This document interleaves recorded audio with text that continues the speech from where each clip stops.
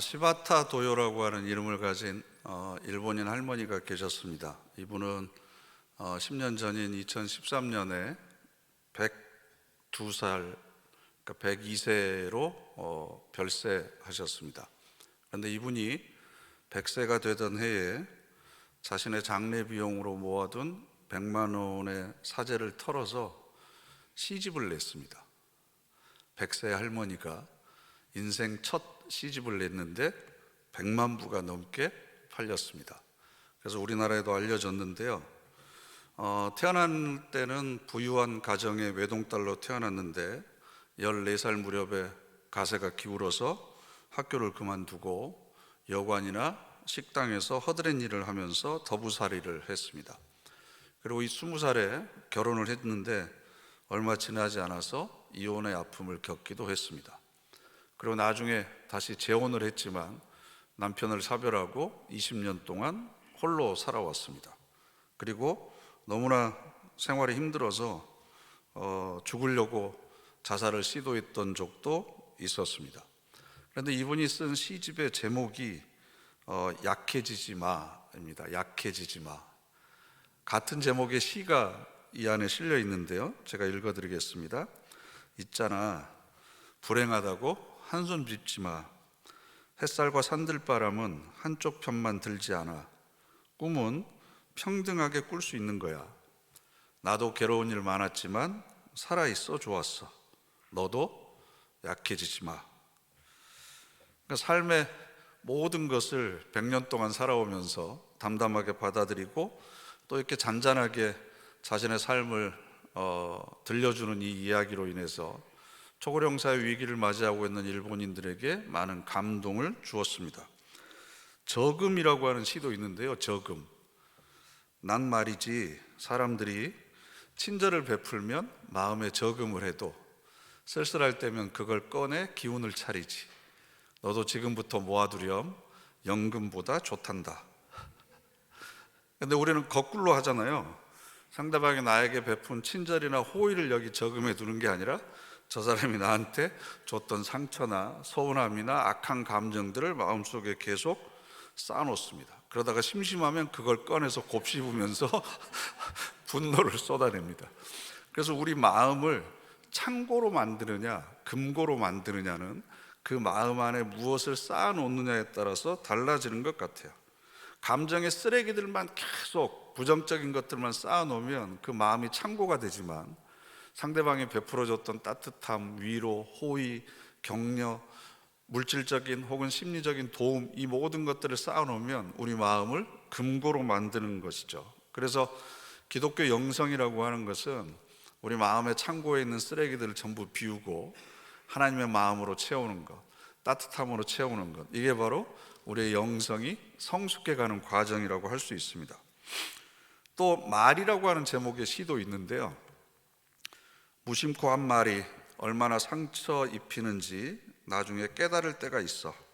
그럴 때 나는 서둘러 그의 마음속으로 찾아가 미안합니다 말하면서 지우개와 연필로 말을 고치지.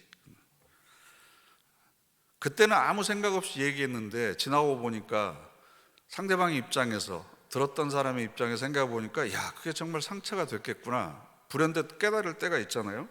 그러면 찾아가서 그냥 내가 잘못했다 이게 아니고 그 말을 들은 사람이 실제로 마음에 느낄 수 있도록 미안함과 용서의 표현을 직접적으로 한다는 겁니다. 말이라고 하는 것은 능력이 있습니다. 말은 힘이 있습니다. 창세기 첫 장을 보면 하나님께서 천지를 뭘로 창조하셨죠? 말씀으로 천지를 창조하셨습니다. 천지는 우리가 몸담고 있는 현실을 이야기합니다. 바꿔서 얘기하면 말은 내가 살고 있는 현실을 바꿔놓습니다.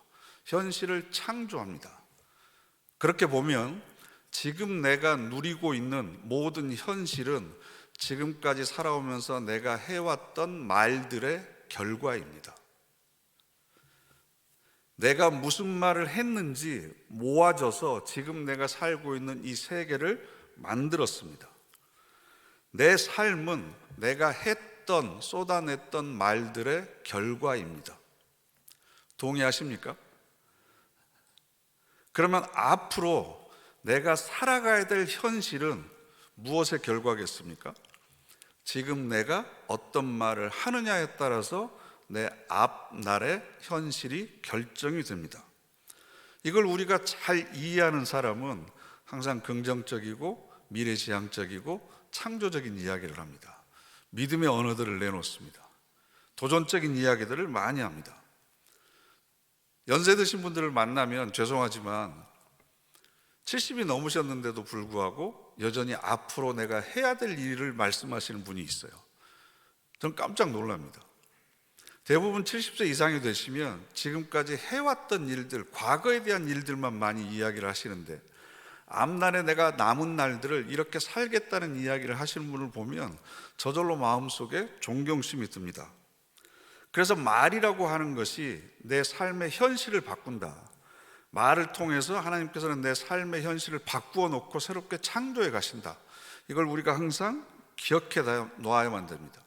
그래서 말 한마디가 천냥빚을 갚는다라는 말이 있잖아요. 어디 천냥빚만 갚겠습니까? 반대로 말로 사람을 잡는다라는 말도 있습니다. 말 한마디가 사람을 죽이기도 합니다. 어떤 사람에게는 희망과 위로를 주기도 하고 어떤 사람에게는 좌절과 실망을 주기도 하고 심지어는 수치심과 모욕감을 줘서 생명을 끊게 만들기도 합니다. 그래서 탈무드를 보면 말은 손이 없지만 손이 하는 일을 하고 사람을 죽인다.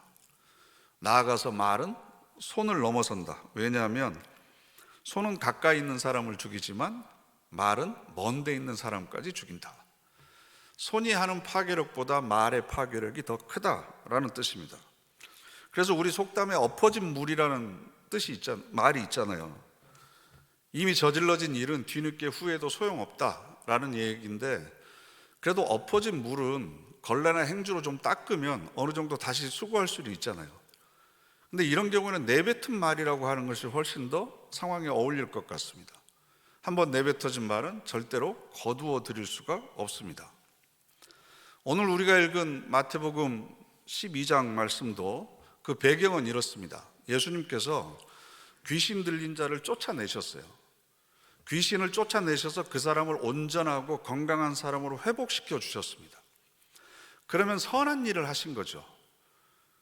그 사람 당사자나 가족들 주변에 있는 사람들에게 굉장히 좋은 일을 하신 겁니다. 그런데 바리새인들이 뭐라고 그러냐 그러면 저자가 귀신을 쫓아내는 것은 바알세불이라고 귀신의 우두머리의 힘을 빌려서 저런 짓을 한 거다. 그러니까 결국 그것도 귀신들이 하는 똑같은 일을 한 것이다 라고 모함합니다.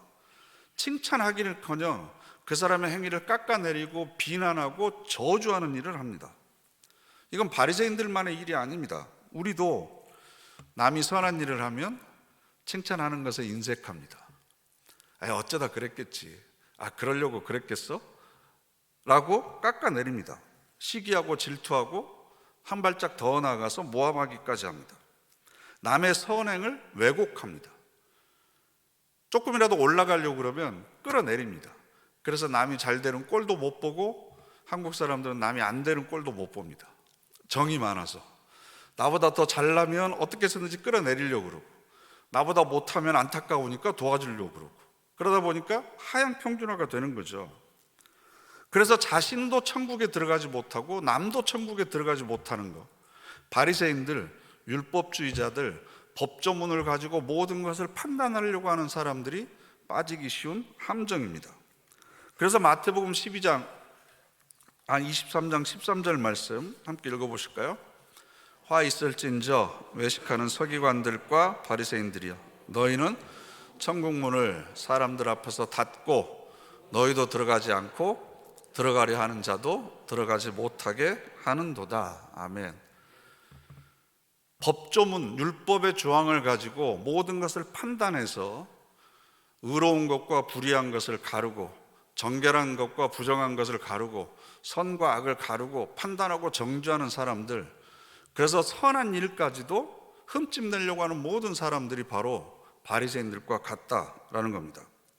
그러면서 무슨 말을 하든지 그것은 그 사람의 마음속에 나오는 것을 담고 있다라고 말씀하시죠. 그래서 오늘 우리가 읽은 본문 33절을 보면 나무도 좋고 열매도 좋다 하든지 나무도 좋고 열매도 좋지 않다 하든지 하라. 그 열매로 나무를 아느니라. 여기서 열매는 말입니다. 나무는 그 사람의 마음입니다. 여러분, 이 얘기가 맞는지 한번 생각해 보세요. 야, 저 사람이 정말 믿음은 좋은데 입이 좀 험해. 이게 말이 되는 건가요?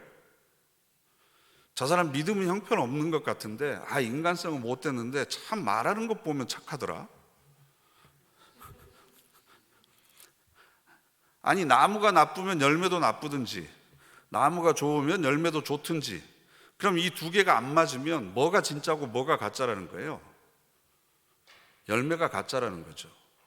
결국은 그 마음이 진짜라는 겁니다. 그래서 바리새인들에게 예수님께서 34절에 뭐라고 그러시냐 그러면, 독사의 자식들아, 너희는 악하니 어떻게 선한 말을 할 수 있느냐? 이는 마음에 가득한 것을 입으로 말함이라. 바리새인들에 대해서 독사의 자식들이라고 했어요. 왜요? 독사는 독을 품기 때문에 그렇습니다. 같은 물을 마셔도 젖소는 생명을 살리는 젖을 만들지만 독사는 독을 만듭니다. 물이 문제가 아니고 그 마음 속에 무엇이 들어있느냐가 문제입니다. 문제는 심성입니다. 똑같은 상황과 환경에 처해 있다고 하더라도 그 상황이 문제가 아니고 그 상황을 해석하고 마음속에 받아들여서 마음의 창고에 넣느냐 금고에 넣느냐에 따라서 나오는 것이 생명을 살리는 것이 되느냐 죽이는 것이 되느냐 달라질 수밖에 없다는 거죠. 예수님 어떻게 바리새인들에게 그래도 율법을 열심히 지키고 하나님을 믿는 사람들에게 독사의 자식들이라고 할 수 있습니까? 제가 여러분들한테 이런 얘기하면 어떻겠습니까? 여러분들 기분이 어떨까요? 근데 저는 그런 얘기를 못합니다. 왜냐하면 저도 캥기는 것이 너무 많아서 이게 바로 나를 향해서 하신 말씀이겠구나 싶어서 그렇습니다. 내가 하는 말이 우리 인격의 수준입니다. 내가 하는 말이 우리 믿음의 격을 드러냅니다. 그래서 품격 그러잖아요. 근데 품자가 어떻게 써져 있죠? 입구자가 3개입니다. 입에서 하는 말이 쌓이면 그 사람의 격이 되는 겁니다. 마음에 있는 것이 입으로 나오도록 되어 있습니다. 그래서 저는 이 말보다는 편지를 쓰던 때가 참 좋았던 것 같아요. 요즘에는 핸드폰이 있어서 하고 싶은 말이 생각나면 버튼만 누르면 바로 상대방과 연결이 되고, 그래서 하고 싶은 말들을 언제든지 쏟아낼 수 있잖아요. 그런데 편지를 쓰다 보면 자기의 생각이 정리되고 내 생각을 내가 객관화해서 볼 수가 있고, 그래서 불필요한 감정들이 걸러지게 되고, 그래서 정선된 언어들을 사용하다 보니까 그 글을 쓰는 과정을 통해서 내 감정이 해소되고 내가 치유되는 그런 효과가 있거든요. 그러니까 글을 쓰는 것이 참 좋은 것 같습니다. 그래서 우리 말을 성찰해야 됩니다. 말을 성찰하기 전에 그 말을 하게 만든 내 마음을 성찰해야 되는 거죠. 그래서 36절 보면 내가 너희에게 말한다. 사람들은 심판날에 자기가 말한 온갖 쓸데없는 말을 해명해야 할 것이다. 제가 그런 생각을 해봤는데요. 집진기라고 있잖아요. 먼지를 이렇게 쫙 빨아 모으는 걸 집진기라고 그러는데요. 그 집성기가 있다고 한번 생각을 해보세요. 제가 언젠가 인터넷 기사에서 본 기억이 있는데, 제가 했던 말은 파동으로 음파로 사라지지 않고 이 우주 공간에 남아 있다는 겁니다. 그럼 사람들마다 고유한 음파가 있잖아요. 그죠? 파동이 있고, 그래서 이 집성기가 만들어져서 내가 지금까지 쏟아냈던 말, 내 고유한 주파수와 똑같은 소리를 전부 끌어들여서 모아놓는 거예요. 그럼 내가 화냈을 때 음역대의 소리가 있고, 짜증났을 때 음역대의 소리가 있고, 그죠? 사랑과 감사의 말을 했을 때 음역대의 소리가 있는 걸 쫙 이렇게 분류해서 딱 모아놓으면 내가 평생 동안 쏟아냈던 말들 중에서 상대방을 미워하고 저주하고 험담하고, 아니면 내가 분노를 표출하고 짜증내고 이렇게 했던 말들과 내가 감사와 고마움과 사랑과 아니면 용서와 이해의 말을 했던 것들을 쫙 모아놓는다고 생각을 해보세요. 그럼 그 비율이 어떻게 될까? 그런데 하나님 앞에 딱 가서 섰는데 하나님께서 지금까지 내가 했던 모든 말들을 모아놓고 그 말을 통해서 나를 심판하신다고 한다면 바로 이 말씀인 거죠. 야고보서 2장 12절에 이런 구절이 있습니다. 너희는 자유의 율법대로 심판받을 자처럼 말도 하고 행하기도 해라.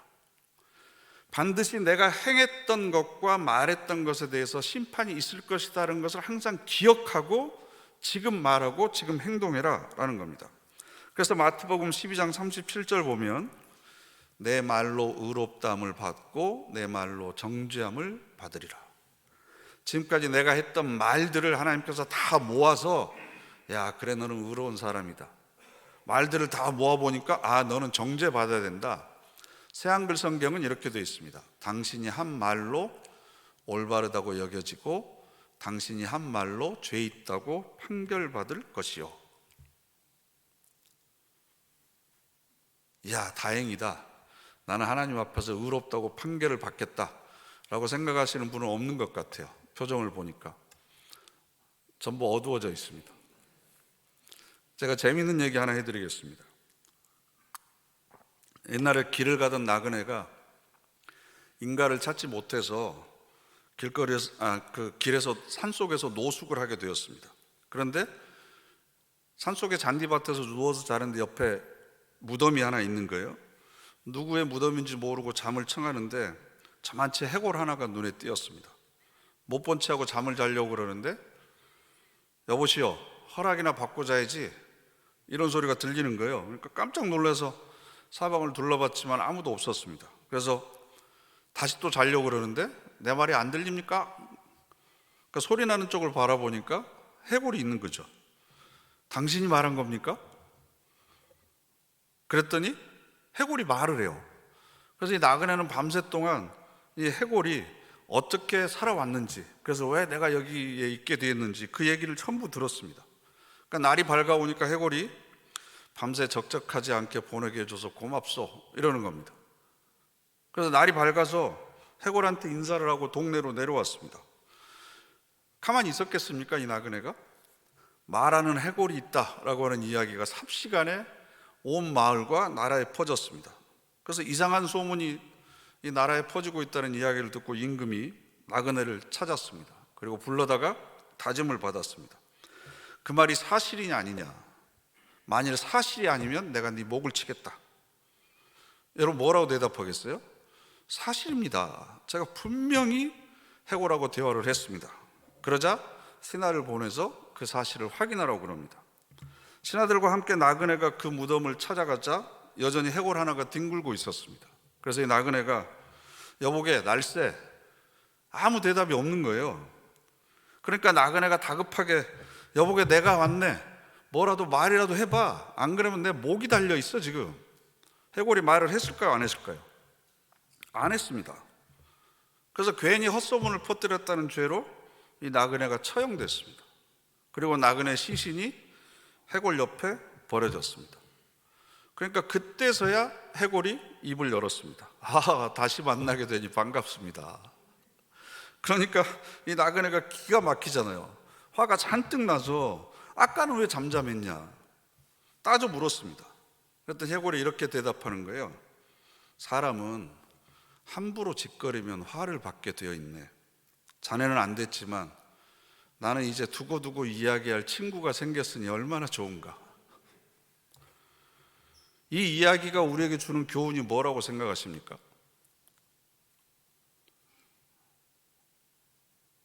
사실이라고 해도 함부로 말하면 안 됩니다. 흔히 우리 그런 얘기 하잖아요. 내가 없는 말 했어? 내가 틀린 말 했어? 나는 그래도 바른 말 하잖아. 그러면서 사실이라고 이야기하면서 얼마나 우리가 상처 주는 말들을 많은 사람들에게 하고 있습니까? 사실이라 물론 거짓은 아니죠. 없던 얘기를 지어낸 것도 아니죠. 바른 말이기도 하고 사실이기도 합니다. 그러나 그것이 부메랑이 돼서 다시 나에게 돌아올 수도 있다는 사실을 우리는 기억해야 됩니다. 사실이기 때문에 이야기하는 것이 아니고 이 말이 덕이 되는지 유익이 되는지 선한 영향력을 끼치는지를 항상 생각해 봐야 됩니다. 나는 옳은 소리 한 거예요. 나는 맞는 얘기 했어. 없는 얘기 한 것도 아니고 나는 사실을 그대로 얘기했어요. 그런데 그 사실을 근거로 해서 하나님이 나를 심판한다면 우리는 거기에서 자유로울 수 있겠습니까? 그래서 우리가 주의 깊게 봐야 될 말씀이 35절인데요. 함께 읽어보실까요? 선한 사람은 악한 사람은 그 쌓은 악에서 악한 것을 내느니라. 아멘. 그러면 말을 바꾸기 전에 뭘 바꿔야 되죠? 쌓아놓는 것을 바꿔야죠. 다시 말씀드리면 마음을 창고가 아니라 금고로 바꿔야 되는 거죠.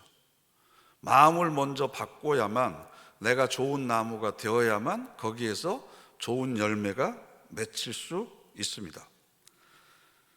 오늘 이 주제로 여러분들에게 설교를 하는 이유는 올해 표어가 선한 청지기처럼 서로 봉사하라 라는 베드로전서 4장 10절 말씀입니다. 그런데 바로 이어서 4장 11절 말씀을 보면 만일 누가 말하려면 하나님의 말씀을 하는 것 같이 하고, 이렇게 되어 있습니다. 선한 청지기가 돼서 서로 봉사하는데 제일 먼저 나오는 게 뭐죠? 말하는 겁니다. 말하는 거. 봉사하는 건 팔 걷어붙이고 땀 흘리면서 몸으로 하는 것도 봉사지만 가장 봉사의 첫걸음, 시작은 상대방에게 내가 어떤 말을 하느냐라는 거죠. 청지기는 주인의 모든 것을 맡아서 관리하는 사람입니다. 주인의 뜻이 곧 자기의 뜻이고, 주인의 의도가 내 의도가 돼야 되고, 주인의 계획이 내 계획이 되어야 됩니다. 그래서 주인이 원하는 대로 모든 것을 관리해야 됩니다. 그래서 청지기가 선한 청지기가 되려면 가장 중요한 조건이 주인의 마음이 내 마음이 되어야 되는 겁니다. 그래서 청지기의 입에서 나오는 말이 주인의 마음과 생각을 드러내는 말이어야 됩니다. 주인의 뜻을 드러내는 말이 청지기의 입에서 나올 때 그 청지기가 선한 청지기가 되는 겁니다. 청지기의 말을 통해서 주인은 자신의 뜻을 이루어 가는 겁니다. 그래서 누가 말을 하려면 누구의 말을 하는 것 같이 하라고요? 하나님의 말씀을 하는 것 같이 해라. 그리고 그 말을 통해서 우리의 주인이신 하나님께서는 내가 살고 있는 현실을 새롭게 바꾸고 창조해 가신다. 그래서 하이데거라는 실존주의 철학자가 언어는 존재의 집이라고 그랬습니다. 그 사람이 하는 말을 들어보면 그 사람의 인격과 인간성과 존재의 품격이 드러나게 된다. 에머슨이라고 하는 미국의 시인은 이런 말을 했습니다. 한마디 말로 사람은 자신의 초상화를 그린다. 어떤 사람을 떠올릴 때 우리가 제일 먼저 떠올리는 건 그 사람이 했던 말입니다. 그 사람이 했던 말 한마디가 그 사람의 초상화와 똑같다라는 겁니다. 그래서 선한 말을 하고자 할 때 가장 중요한 건 우리 마음을 성찰하는 겁니다. 내 마음을 창고가 아니라 금고로 바꾸는 겁니다. 그러면 거기서 당연히 선한 말이 나오고 기쁨을 주는 말이 나오고 위로와 격려가 나오게 되는 거죠. 호오포노포노의 비밀이라고 하는 책이 있습니다. 이 호오포노포노라고 하는 건 하와이 원주민들의 언어인데 바로잡다, 온전하게 하다, 고치다 뭐 이런 뜻을 가지고 있습니다. 근데 거기 보면 이런 재밌는 얘기가 나옵니다. 아프리카에 바벤바족이라고 하는 원주민들이 살고 있는데요, 이 바벤바족에는 범죄 행위가 거의 없대요. 자연 속에서 순박하게 살아가고 있기 때문이기도 하지만 죄를 짓는 사람을 다스리는 방법이 이 바벤바족은 굉장히 독특합니다. 누군가 잘못을 하면 마을 한가운데 있는 광장에 마을 사람들이 전부 모여서 잘못한 사람을 그 가운데 세웁니다.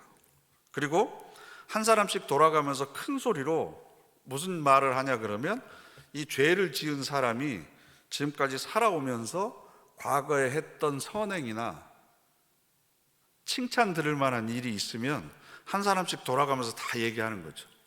저 사람이 옛날에 나한테 이런 것을 베풀어 줬어.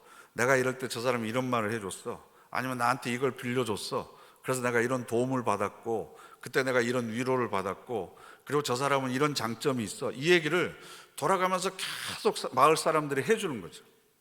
심지어 이 사람이 저지른 죄에 피해를 입은 사람도 이 사람이 살아오면서 지금까지 나쁜 짓만 하지는 않았을 거잖아요.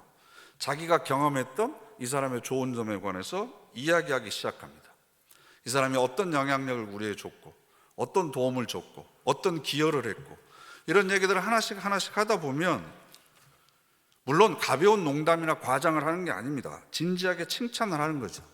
그 칭찬이 한 바퀴를 다 돌다 보면 고개를 숙였던 사람이 서서히 참회의 눈물을 흘리기 시작합니다.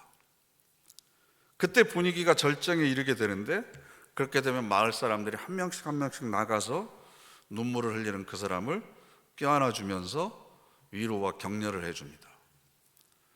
그러면서 사랑합니다, 당신을 용서합니다, 감사합니다 라는 이야기를 돌아가면서 해주는 거죠.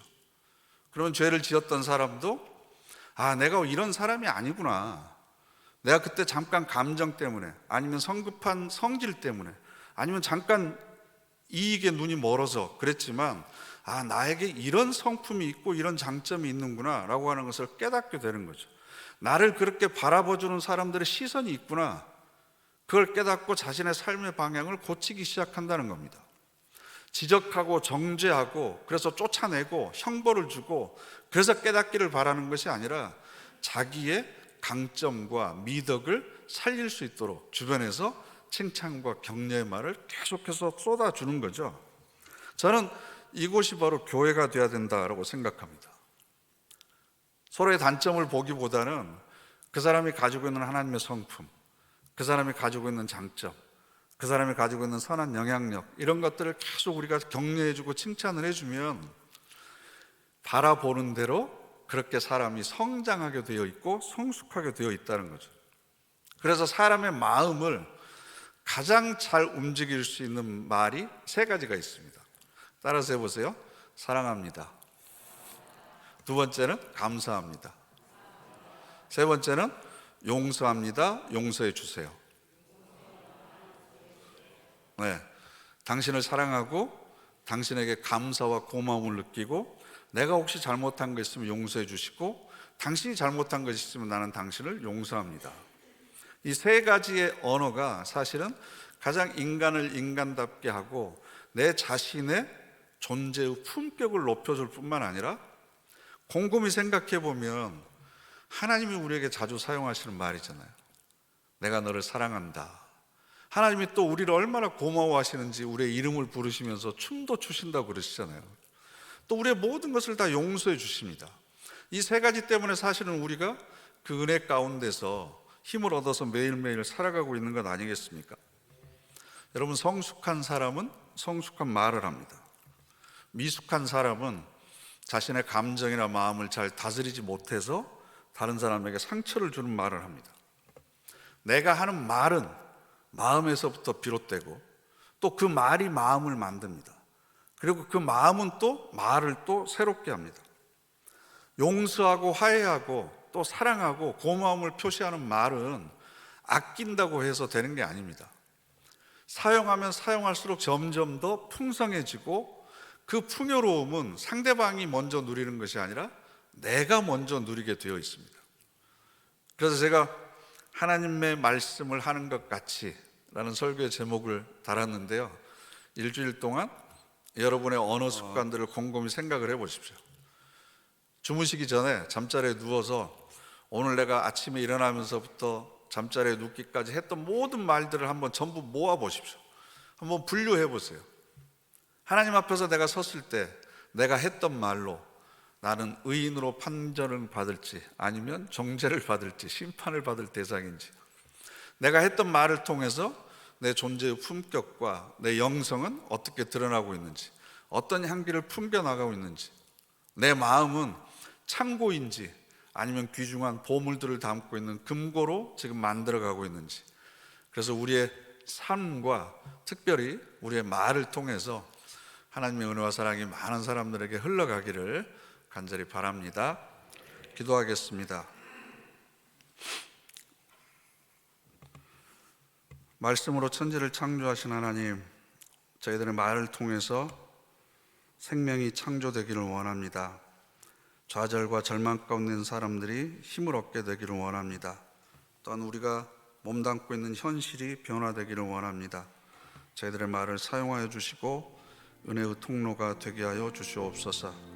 아름다운 열매를 맺기 위해서 먼저 좋은 나무가 되기를 원합니다. 저희들을 다스려 주시옵소서. 우리 다 같이 결단의 기도 드리겠습니다.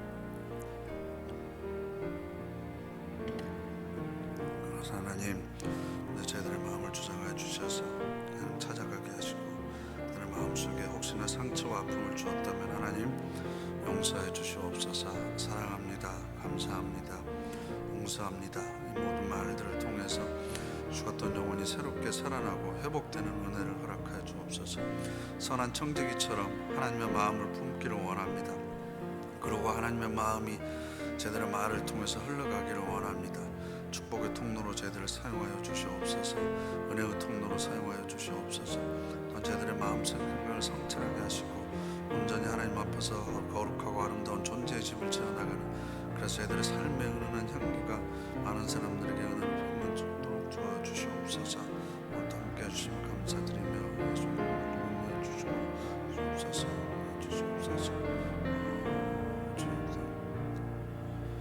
거룩하신 하나님, 2024년 한 해가 매일매일 창조의 새로운 날들이 되기를 원합니다. 새날의 새 마음에서 나온 아름다운 말들로 저희들의 삶이 새롭게 변화되기를 원합니다. 축복의 말이 축복의 씨앗이 됨을 깨닫게 해주셔서 많은 사람들에게 은혜와 사랑을 전하는 우리 모두가 되게 하옵소서. 예수 그리스도의 이름으로 기도드립니다. 아멘.